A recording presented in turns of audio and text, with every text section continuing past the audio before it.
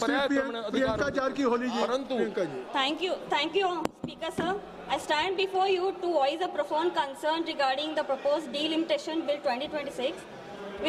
While the periodic redrawing of electoral boundaries is a constitutional mandate intended to ensure one person, one vote, we must ask ourselves at what cost to the unity and federal fabric of our great nation this specific exercise comes.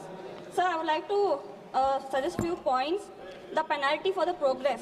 The primary argument against the current framework of delimitation is that inadvertently penalizes the states that have successfully implemented the national goals. For decades, several states, particularly in the south, have stabilized their population growth through rigorous family planning, education and health reforms. If we base the allocation of seats strictly on the previous census, these states stand to lose a significant parliamentary representation. So in essence, we would be telling these states that the reward for socio-economic progress is diminished voice in the highest temple of democracy. So the second one is a threat to the federal equilibrium. Our union is a delicate balance of diverse linguistic and cultural identities. The strength of the Indian federalism lies in the fact that no single region can dominate the national narrative. The political marginalization, a shift in the number of seats towards the high population states could lead to a permanent political imbalance. Policy bias. The central government might naturally prioritize the needs and sentiments of the regions with higher seat counts, but leaving the performing states feeling like mere spectators in their own country. So another issue is the economic contribution of the political power.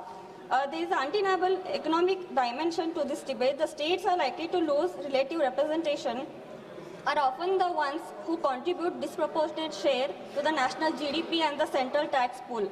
To reduce their political legislative power while continuing to rely on the economic output creates a sense of taxation without proportionate representation. This is the recipe for a regional friction that our internal security and national harmony cannot afford. There is a need for a new formula, sir. We are not arguing against the Constitution, but we are arguing against for its spirit. The 84th Amendment Act of 2001 froze the seat allocation based on 1971 census precisely to avoid this conflict. But before we move on to the new bill, we must redefine the representation, explore the models where seat increases do not result in the loss of relative strength for performing states.